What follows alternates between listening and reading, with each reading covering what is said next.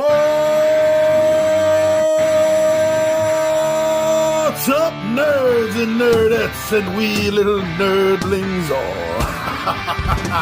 It's your buddy Big Johnny G for Two Gun Pixie presents Legendary Gaming. Shut up and sit down.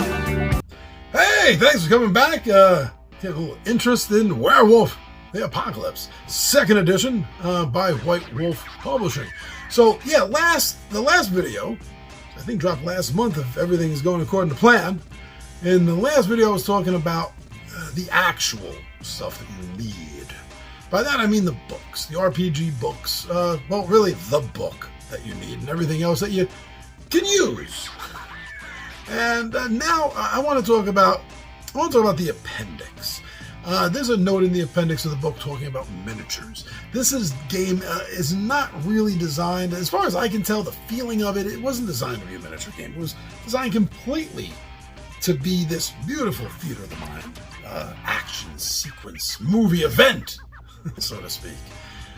But because I have a bunch of stuff, and I got the guys really used to visual tabletops here, and I've been having so much fun building tabletops, I decided, let's do this. Let's make Werewolf the Apocalypse 2nd edition a miniatures game. Well, it's not going to be a miniature combat rule kind of game, not really, but you know, more for visual representations and things like that. Instead of hardcore, you know, like the old school Dungeons and Dragons miniatures combat rule book. No, nothing that tight. Something for nice visual pop. So, gotta go to the drawing board, work on some blueprints, so to speak, to get things ready. Now, that's a little dramatic. I did have some good things on hand. Using so much stuff from my Dungeons and Dragons games, and if you haven't watched them, here's a nice plug to go check out the Tales from the Table, where me and the 20-sided warriors talk about the Dungeons and Dragons game, and I show you the setup, and I explain to you how I did the table build. So yeah, I have a lot of things from Warlock already. Warlock tiles are published by WizKids, and there's a whole bunch of good stuff from town and village sets to street sets, stone building sets, dungeon sets, cavern sets, and I had gotten crazy like 2 years ago just building up my collection of that stuff for the D&D game. So some of that stuff is still going to be usable for Werewolf. But besides that, there was a few other things that I didn't have, and I needed to go on the hunt for. Because if I was going to be doing this as a miniatures game, a visual, I'm not going to say a miniatures combat game, let's call it a miniatures visual game. If I was going to do that, there were things that I needed. And my problem going into this, my whole big problem was, unlike the D&D stuff, fantasy, medieval setting, terrain pieces, characters, little miniature men and women, children, dogs, horses. They're a dime a dozen. Everyone that publishes anything at all with gaming and miniatures and stuff, they all put out their line of fantasy stuff. That's not really going to help me. This is set in the 1990s in New York City. Well, there's a few. Next big thing is there's a few, sci-fi stuff. That's the next big thing people that do these things come out with. So there's a couple of sci-fi things, especially in the apocalyptic settings, that kind of look doable. But I was really having trouble finding pre-painted miniature stuff for modern setting, especially miniature characters, peoples. I found a few that could pass. I found some individuals on Etsy, on eBay, that were selling what they called Call of Cthulhu miniature figures, when really all they are, every single one of them that I looked at was this guy or girl, I don't know who it is, this individual just took a bunch of HeroClix, took them off the HeroClix base, glued them onto another base, and that's pretty much it. Maybe one or two of them touched up, but I don't even think that really happened. Those miniatures are a little bit bigger than 28 millimeter.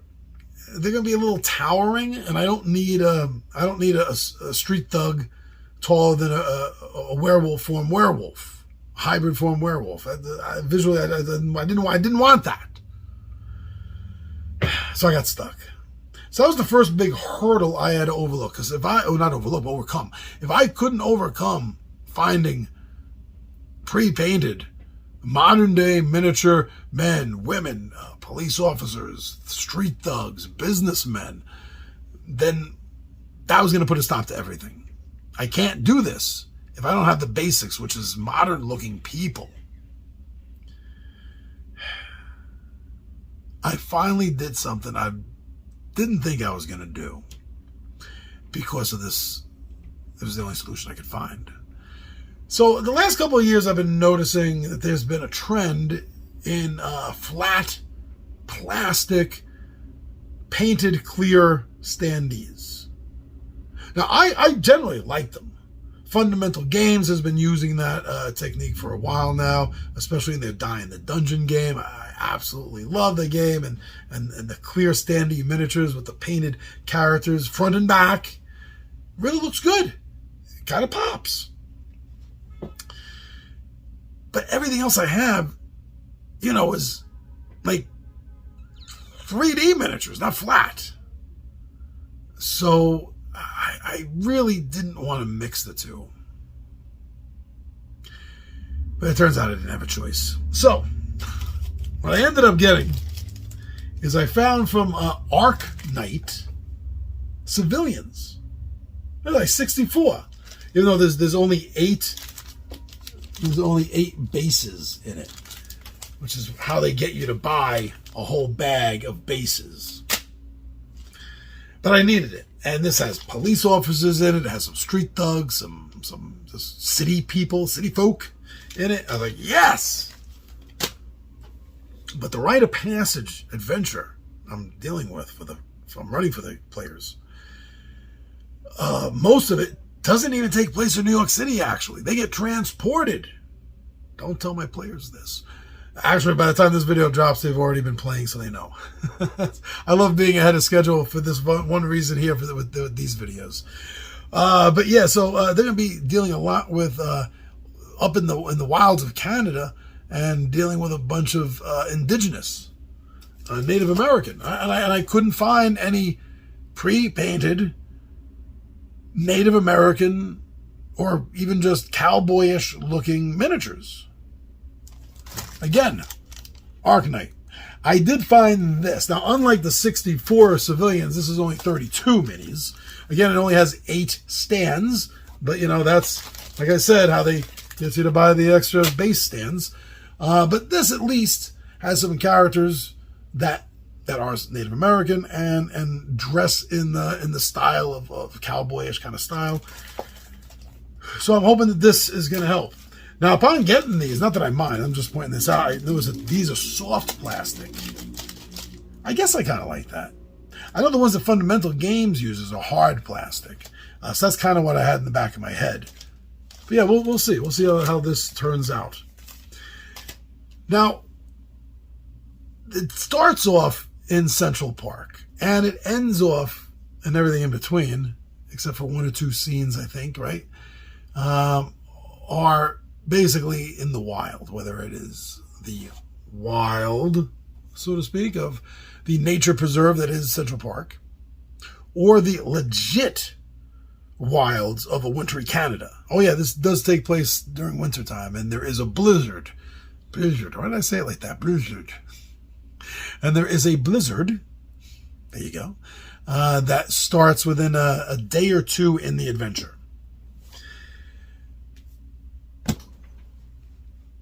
I decided for Central Park the best thing to do would be, especially since it takes place during wintertime, is to get a snow mat.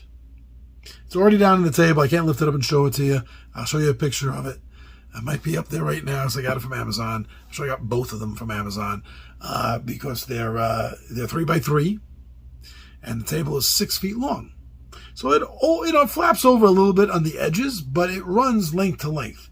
So I got the 2 of them down. This is going to be a snowy ground. Now, unlike D&D, this isn't a combat miniature game, so I don't have to worry about inch movement by inch movement by inch movement. So the fact that the snow floor grid is not gridded, so it's not a grid, doesn't bother me. And it's going to be a good base for both Central Park as well as the Wilds of Canada. Now, one thing that is actually on the way here, I don't have to show you off because it has not arrived yet, and that is the winter pine trees. But they're from Monster Scenery, and for Central Park, I'm going to be using the verdant. The verdant trees. They also come in autumn. There's autumn ones. If I had them, I would be using them to show the different colors as the snowfall begins to fall. And also bushes. Now, I say now a lot, don't I?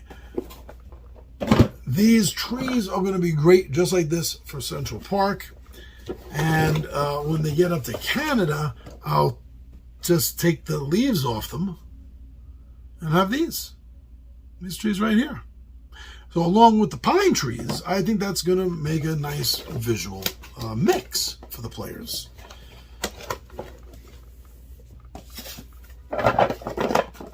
Rocks. Definitely want rocks. I got two boxes of these. Plus generic rocks that I've been collecting over the years from this Etsy person, that Etsy person. So they're all ready to be used, along with the bushes. Gotta have bushes, right? You gotta have your shrubbery, a nice shrubbery. And I've also collected over the time. These are all logs. These are all just. Some of them are from aquariums. Like this one here is supposed to be for an aquarium. I got 2 or 3 of these big ones.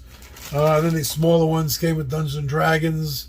Well, not Dungeons and Dragons, but for the WizKids merchant set.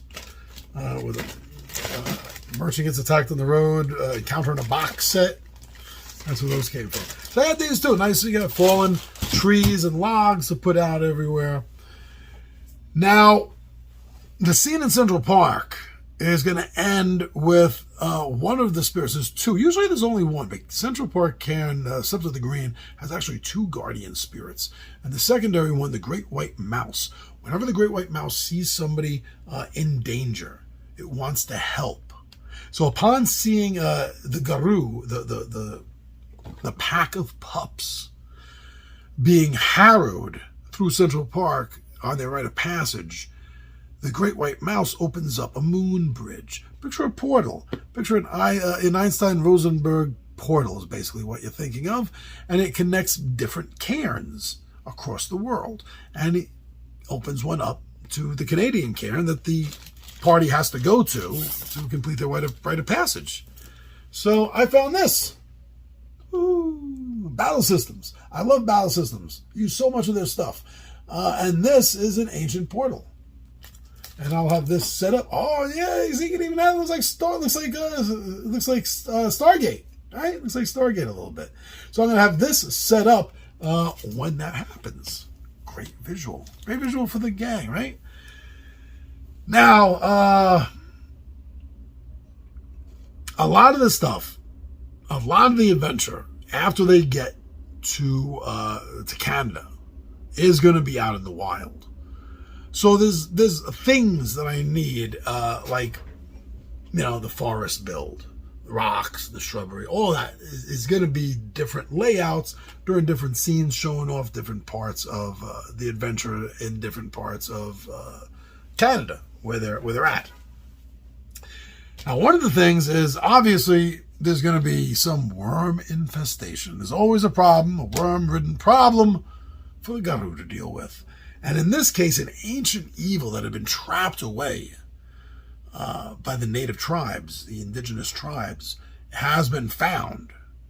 And the ancient space rock that it has been bound to, this meteor that has been bound to, has been found by Pentex. And you're going to have to stop it before this thing gets awakened. Now, when I was looking at the module and I saw this construction site, I was like, oh, man, I'm not going to be able to do this. That's fine. You know what? You can say that. You can have a task in front of you and you can say, I can't do it. Just don't believe. Don't believe that shit, because you can in most cases. So I did a hunt for 28 millimeter stuff.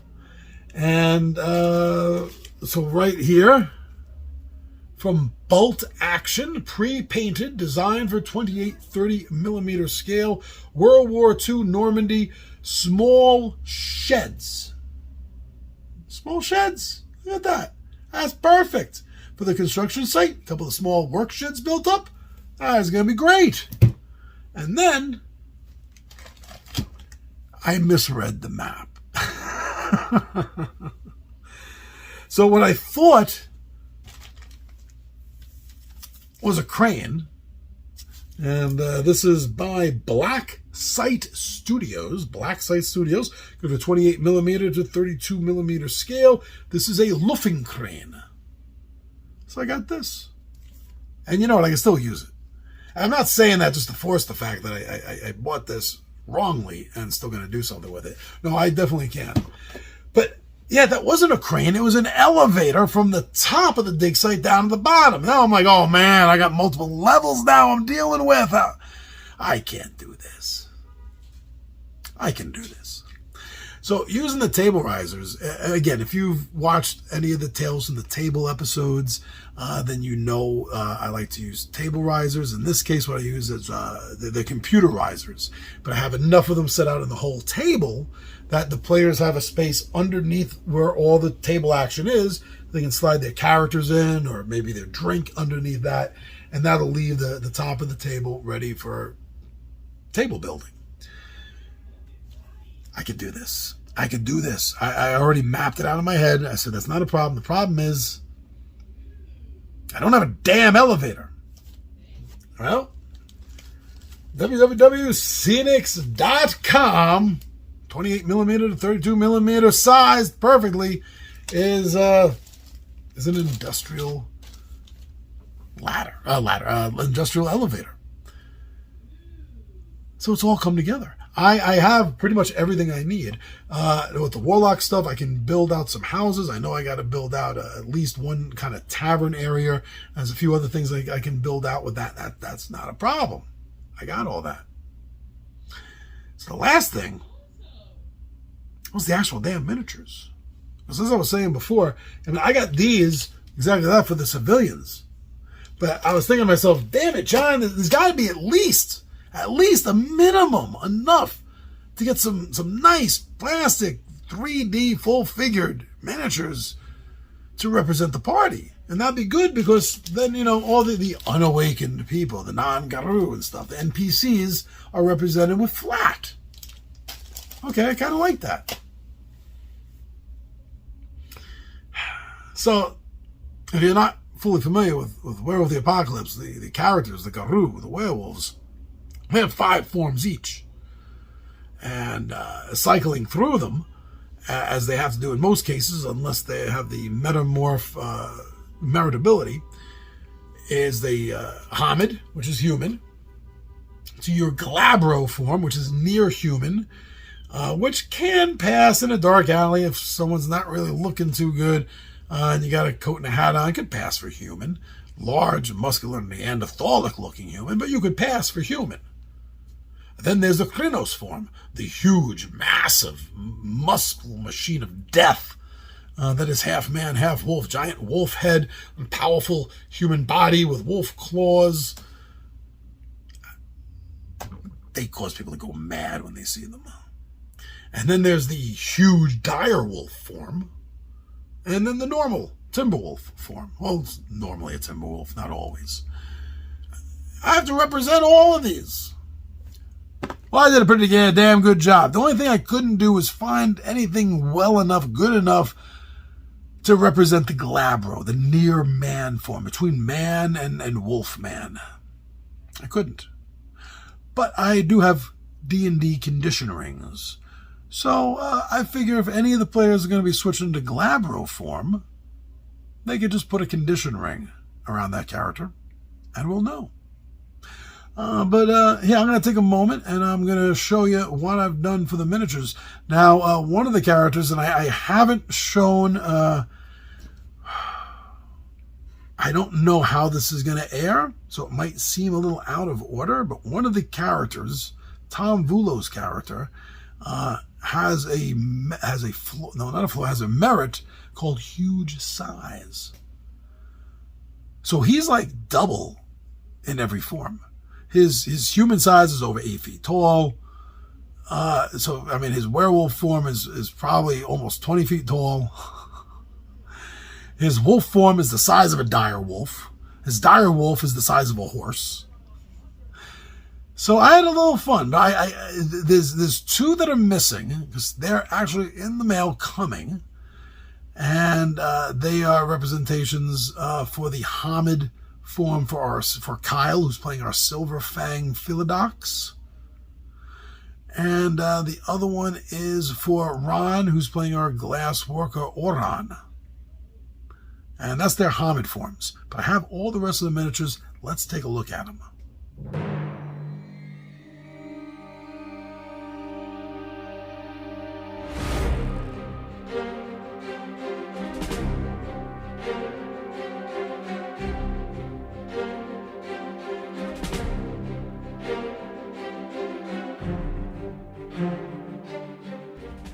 So the party, we do have a little bit more than a full party. We have a 6-member pack, and in moon order, starting with our new moon, the Ragabash. Lee is playing a not a black spiral. Whew, that'd be horrible. She's playing a Black Fury, Ragabash. Next in line is our Crescent Moon, our Thurge, Mystic. That's being played by Ryan, who's running Anuk Tenna. Both of them are running Hamid characters. Actually, everyone in the party is running a Hamid character except for Tom, and we'll talk about him last. Kyle is going to be running a Silver Fang Philodox, who's going to be taking control of the party, of the pack. Going to be pack leader. We'll see how long that lasts. Just like a normal pack of wolves, it's a tenuous spot that can often change claws. And then Andrew is playing our Galliard, our War Singer, and that is going to be a Silent Strider that he's playing. The messengers of the Garu tribes, the nations. And that leads to 2 Orans in this party. Rod is playing one of them. He's playing a Glasswalker, while the other one, and the only non-Hamid in the party, Tom's character, is a Metis, a mule, born half wolf, and his Oran is a Bone Nora. I think it's kind of interesting that the 2 Orans in this pack are kind of like opposite each other, right? With the Glasswalkers representing high business technology in the inner cities, and Bone Noras representing, well, homeless people, more or less, when in their city. It's a nice dichotomy, I think, to the Orans, our warriors in the pack. Now, in Canada, there is something else. There's 2 other things I left out here, or 3, because one of them's not here yet. I also ordered some fences, some modern, high-tech, high-grade, modern fences from Monster Fight Club, as well as the Monster Fight Club containers. Yeah, these cargo containers are awesome. They come taken apart, but they snap together really easily. And in one box, you got 5. You got 5 different cargo containers, and they open up. It's great. It really is cool. They open up, there is in the small town, which I have to build some buildings for. There is also a gas station, and they're going to get a chance to actually get a vehicle. In game, Ron's character is a Glasswalker, and he has money, and he's set up nice as a wise guy, and he has a car. He has a car and a motorcycle. But they're in New York City, not in Canada. So yeah, there's actually going to be a gas station, and the gang is going to get a chance to to get a pretty cool vehicle. Well, look cool. I don't mean it's not like Kit from Knight Rider or anything kind of level cool, but just a cool looking vehicle. And yes, do you want to see the vehicles I got? I got vehicles. Why don't we take a look, and then I'll close this video out.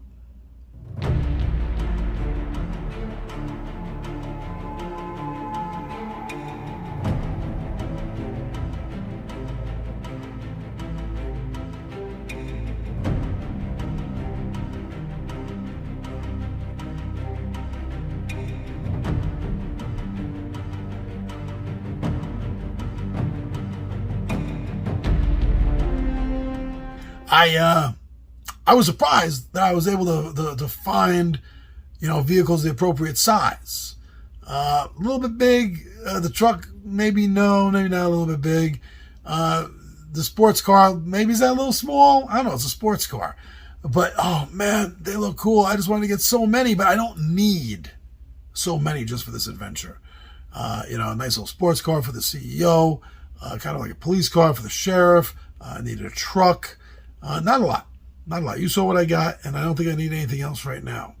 So now everything I showed you here is great, not only for the Rite of Passage adventure, but moving forward. If the gang enjoys this game, this system as much as I used to, and I'm hoping I still do and will again, then there'll be some other things I want to get. I'm going to have to get a few more city things, and I already spotted from Monster Fight Club a really beautiful 5-story apartment building. And I also did see elevated train tracks, not by Fight Club, Monster Fight Club, though I hope they make some soon. But yeah, even the elevated trains that you see so often here in New York City. Yeah. So that is the end of the second video, the part 2. To my Werewolf the Apocalypse, everything I have, everything I need, everything I want. I think that's it.